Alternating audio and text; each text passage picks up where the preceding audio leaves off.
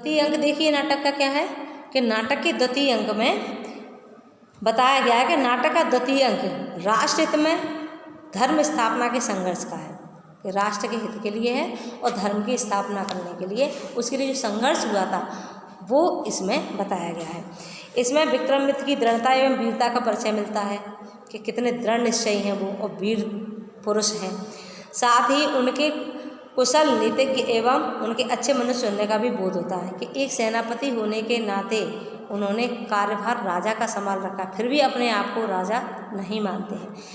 इसमें मानदाता सेनापति विक्रमादित्य को आंतलिक के मंत्री हलोदर के आगमन की सूचना देते हैं। इसमें मानदाता सेनापति विक्रमादित्य को, मानदाता है जो सेनापति विक्रमादित्य को क्या आदेश देते हैं, जो सैनिक है कि आंतलिक के मंत्री हलोदर, आंतलिक का मंत्री का नाम क्या है हलोदर, आगमन की सूचना यानी कि वो विदिशा में है, इसकी सूचना मिलती है उन्हें। सूचना देता है कुरु प्रदेश के पश्चिम में तक्षशिला राजधानी वाला यवन प्रदेश का शासक शुंग वंश से भयभीत रहता है। शुंग वंशी कौन है? सेनापति विक्रमादित्य, उससे वो भयभीत यानी कि डरा हुआ रहता है।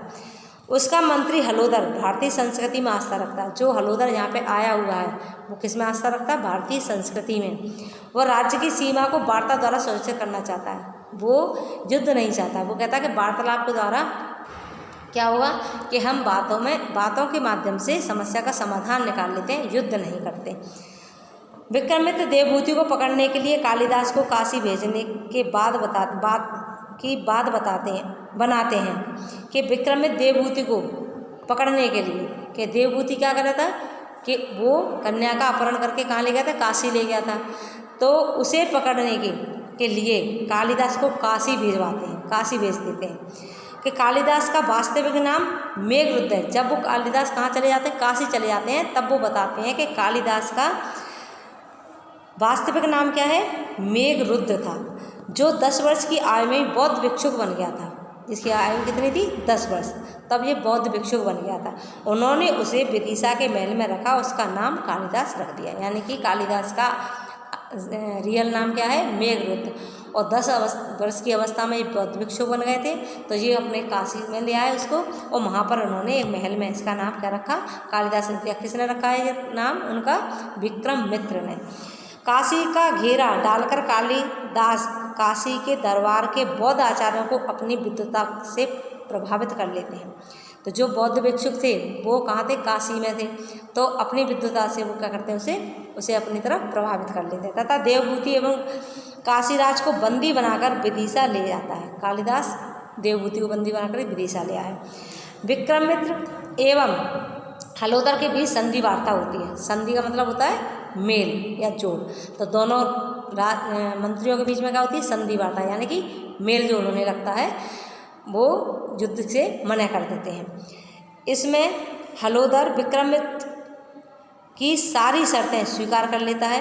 कौन? हलोदर, आंतरिक का जो मंत्री है, तथा आंतरिक द्वारा भेजी गई भेंट विक्रमादित्य को दे देता है। कि आंतरिक वाला राजा भी यही चाहता था कि युद्ध ना हो, तो उनने जो भेंट दी थी तो वो किसको दे देता है? विक्रमादित्य को देता है। भेंट में क्या देते हैं? वो स्वर्ण निर्मित एवं रत्न जड़ित कर्णध्वज देते हैं। कर्णध्वज भेंट में दे देते हैं। वह विदिशा में एक शांति स्तंभ का निर्माण करते हैं। आज भी है वहाँ पे शांति स्तंभ।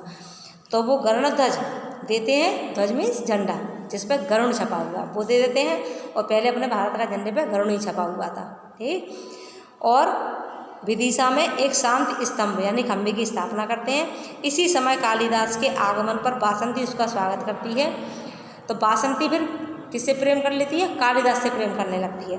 तो बासंती जब आगमन की खबर मिलती है उसे, वो दौड़ के आती है, तो वीणा पर पड़ी पुष्पमाला कालिदास से गले में डाल देती है, कि गले में डाल करके उसका स्वागत करती है। और यहीं पर दूसरा अंक समाप्त हो जाता है। ये हो गया आपका दूसरा अंक। इसी तरह से आपका तीसरा अंक देखो कि अंतिम अंक का कथानक अपने शब्दों में लिखिए। अंतिम अंक क्या है? नाटक के तृतीय अंक की कथा अवंती में घटित होती है। अवंती, जिसका आज नाम उज्जैन है, पहले उसका नाम क्या था? अवंती। गर्दबिल्ल के वंशज महेंद्रादित्य के पुत्र कुमार विषमशील के नेतृत्व में अनेक वीरों ने शकों के हाथों से मालवा को मुक्त कराया था। कि महेंद्रादित्य के पुत्र गर्द भिल्ल के वंशज हैं। महेंद्रादित्य के पुत्र जिनका नाम है विषमशील के नेतृत्व में अनेक वीरों ने शकों के हाथों से मालवा को मुक्त कराया। अवंती में महाकाल के मंदिर, महाकाल का मंदिर कहाँ है? उज्जैन में। तो पहले नाम इसका अवंती था। मंदिर में गरुड़ध्वज फहराया हुआ है, आज ही वहाँ पर शायद ठहरता है गरुड़ध्वज।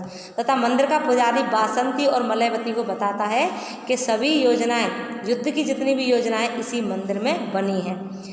राजमाता में विषमशील के लिए चिंतित न होने को कहा जाता है। राजमाता, उनका एक ही पुत्र बचा है, पति उनका खत्म हो गए थे, तो वो चिंतित रहती है अपने बच्चे के लिए जिनका नाम है विषमशील, क्योंकि सेना का संचालन स्वयं कालिदास एवं मानधाता कर रहे हैं। ये सेनापति ने बताया उन्हें, विक्रमादित्य ने, कि आप उन बच्चे की चिंता, राजकुमार की चिंता मत करो, क्योंकि सेना का संचालन कौन कर रहा है? स्वयं कालिदास और मानधाता कर रहे हैं। काशीराज अपनी पुत्री बासंती का विवाह कालिदास के साथ करना चाहते हैं, जैसे विक्रमादित्य स्वीकार कर लेते हैं। विषमशील का राज्याभिषेक किया जाता है और कालिदास को मंत्री पद सौंप दिया जाता है।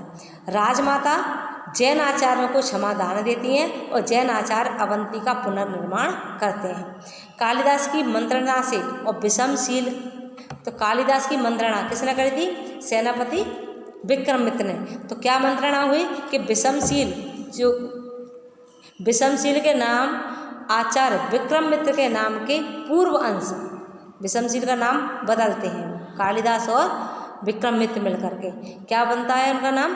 कि उनके पिता का नाम था विक्रमादित्य के नाम के पूर्व अंश विक्रम, पहले का जो शब्द है विक्रमादित्य का विक्रम, और पिता महेंद्रादित्य के पश्चात के अंश आदित्य, क्या नाम इसका? विषमशील और विक्रमादित्य का पहला नाम लिया कालिदास ने विक्रम, और महाराज यानी कि विषमशील के पिता महेंद्रादित्य का आखिरी का अंश ले लिया आदित्य को मिलाकर विक्रमादित्य रख दिया जाता है। अब राजकुमार का नाम क्या हो गया? विषमशील की जगह विक्रमादित्य हो गया। विक्रमादित्य काशी एवं विदिशा राज्यों का भार भी विक्रमादित्य को सौंपकर स्वयं सन्यासी बन जाते हैं, क्योंकि वो उनकी आयु काफ़ी लंबी चौड़ी है, क्योंकि वो वृद्ध हैं। तो वो क्या करते हैं, 87 वर्ष की आयु है, तो वो क्या करते हैं कि पूरा कार्यभार किसको सौंप देते हैं? विक्रमादित्य को सौंप देते हैं। कालिदास अपने स्वामी विक्रमादित्य के नाम पर उसी दिन से विक्रम संवत का प्रवर्तन करते हैं, यानी कि उसी दिन से कालिदास के स्वामी कौन है? विक्रमादित्य, उन्हीं के नाम पर विक्रम संवत का प्रवर्तन करते हैं। वहीं से विक्रम संवत प्रारंभ हो जाता है।